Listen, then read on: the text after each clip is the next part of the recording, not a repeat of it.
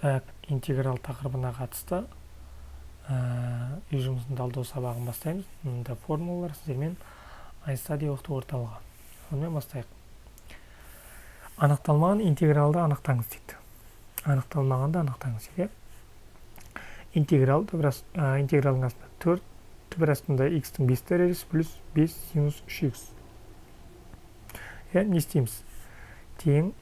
Енді 4 болса да шығып кетеді, 4 шығып кетеді. Интегралдың астында x-тің 5 бөлінген 2 дәрежесі қалады, Так, 5, түбір астында дәрежесі 2, осының астында бөлімде келеді. Пока біз әлі интеграл алған жоқпыз, тек өзгерттік.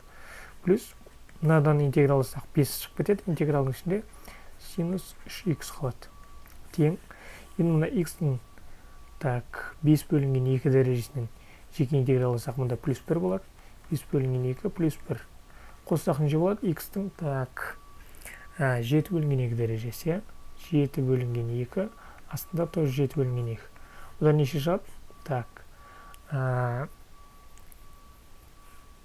2 түбір астында x-тің 7 дәрежесі болады. Мынаны айналдырсақ сондай болады. Бөлімде 7 қалады.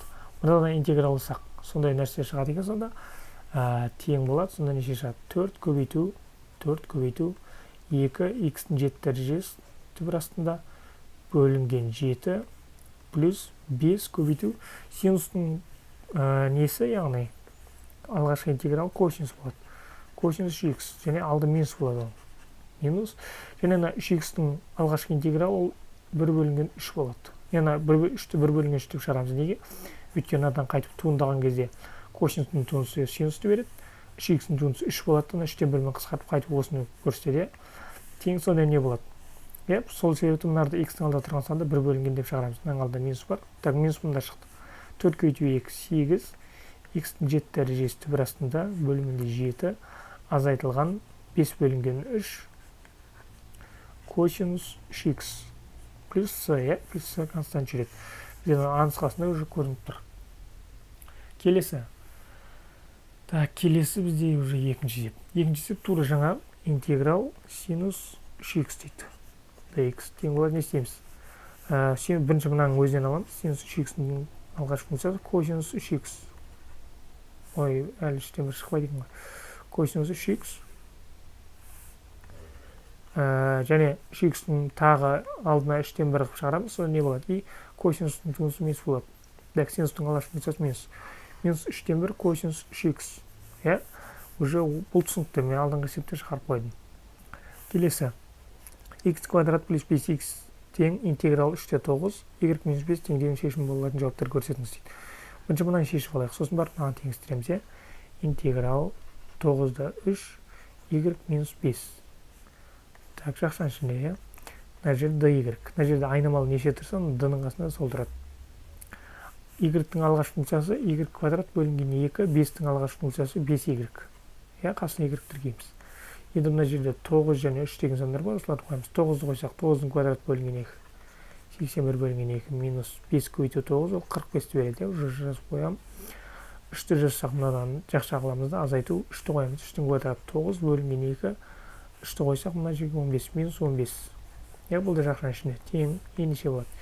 81 бөлінген 2, азайту 9 бөлінген 2, ол 72 бөлінген 2 береді. Минус 45, мына минус көбейтсе плюс болады. Минус 45 плюс 10, 15, минус 30 береді. 72-ні 2-ге бөлсек 36, 36-тан 30 азайтсақ 6. Жалпы мұнаяқтан 6 деген сан шығады екен. X квадрат плюс 5x минус 6 деп кері қарай өтсек тең 0, ары қарай же квадрат теңдеу шығады. Енді бұл квадрат теңдеудің жауаптарын мен бірден жазайын. X бірінші және екінші мәні минус 6-да 1. Минус 6-да 1. А және В нұсқаларында тұр екен. В деңгейі осымен болдық шығар. Қиын ештеңесі жоқ. Келесі С деңгейі. Не істейміз? Оқимыз, fx тең болады x бөлінген 2 плюс 2, егер интеграл 0-де 4, fx тең басқа функцияға тең болса, осы теңдеуді шешіңіз дейді. Сонда интеграл x бөлінген 2 плюс 2 деген нәрсені шешеміз. Мына жерде 4 және 0. Сөйтіп тауып аламыз. X бөлінген 2-ның алғашқы функциясы x квадрат бөлінген 2 болады. Мына бөлімдегі 2 бөлінген 4 болады. Плюс 2x. Осы 4 және 0 дегенді қоямыз. 0-ді қойғанға ештеңе өзгермейді. 4-ті қойсақ, 4-тің квадрат бөлінген 4 болады. Плюс 2 көбейту, арға 4-ті қойсақ, 8. Общий 8-ді береді. 0-ді қойсақ, бәрі 0 болып кетеді, көріп тұр. 4 8-ді 4 қосамыз 12. 12 шығады екен. Мына жерден 12 шығады. fx дегеніміз x бөлінген 2 плюс 2, осыны теңестіреміз, 12 не болады? Так, 2 мында азайтылса 10 болады, Так, x тең болады нешеге? Бөлімдегі 2 10-ға көбейтілсе 20. X тең болады бізде 20-ға. Нұсқасы дұрыс. Келесі екінші есепте уже былай берген. Сызықтармен шектелген және боялған фигураның ауданын табыңыз. Мына аудан боялған, осында табуымыз керек. Бізге ең алғашқы мына функция қажет, мына функция. Осы функцияның несін табуымыз теңдеуін. Ол қалай болады? X мында плюс 1-дің бойында тұр, мына плюс 1-дің бойында тұр, түбі. Значит, минус 1-ді аламыз. Осының квадраты y-пен есептегенде уже 0. 0-ді жазып керек жоқ. Осыны ашамыз. X квадрат минус 2x плюс 1, y тегіміз осыған тең. Интеграл, енді шектерін қоямыз. 2-де 3. 2-де 3. Мына жерде x квадрат минус 2x плюс 1. Так, 1 тұрады. Және dx. Тең, енді не істейміз? Мынадан алғаш функция аламыз, сөйтіп барып 2 меншікті қойып шығамыз, бітті, ары қарай жауап шешіледі. X квадраттікі x куб бөлінген 3 болады. 2x-тікі x квадрат болады. Туындаса қайтып 2x болады. Плюс 1-тікі 10 просто x болады. Және 3-те 2. 3-ті қойсақ 3-тің куб бөлінген 3 неше болады? Так, 27 3-ке бөлсек 9. Азайтылған 3-тің квадраты ол да 9. Плюс 3. Бұл біріншісінікі азайтып 2-ні қоямыз. 2-ні куб бөлінген 3. 8 бөлінген 3. 2-ні квадраттасақ 4 плюс 2. Бұл да жақшан ішінде болады. Тең неше болады? 0, 0 болады. 3 азайтылған. Так, минус 4 плюс 2 қанша болады? Минус 2-ні береді. Минус 2 мен плюс 2 болады. Азайтылған 8 бөлінген 3. 5 азайту 8 бөлінген 3. Қанша болады? Мына жерден 3-тен 15-тен 8 азайтсақ 7 болады. 3 бұл 2,3-тен 1-ді береді. 7 бөлінген 3 деген 2,3-тен 1 бізде ең нұсқасында тұр. Так, енді бұл есепте ешқандай қиындығы жоқ екен. Так, с деңгей деген аты болмаса, ондай қиын ештеңе жоқ. Келесі. Берілген қисықтармен шектелген қисықсыз трапецияның ауданы есептеңіз. Бізге маңызды емес, бізге мынау маңызды. Интеграл 3 бөлінген синус квадрат x шектері. Пи бөлінген 6, 3 пи бөлінген 4. 3 пи бөлінген 4 және пи бөлінген 6. Тең, мына 3-ті не істейміз? Алдына шығарып жібереміз. 3-ті алдына шығарып жіберсек, интеграл астында не қалады? 1 бөлінген синус квадрат x қалады. Шектерін жазып қажет жоқ. Негізі жазу керек, мен просто жазғым келіп тұрған жоқ. Енді не істейміз? 3 көбейту 1 бөлінген синус квадрат x деген, ол қателеспесем бізде беру керек.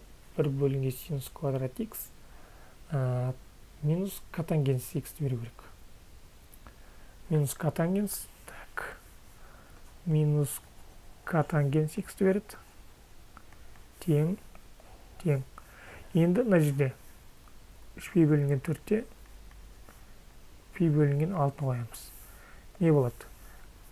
3 минус бар алдында. Көбейту котангенс 3 пи бөлінген 4 азайтылған минус 3 котангенс пи бөлінген 6. Тең неше болады?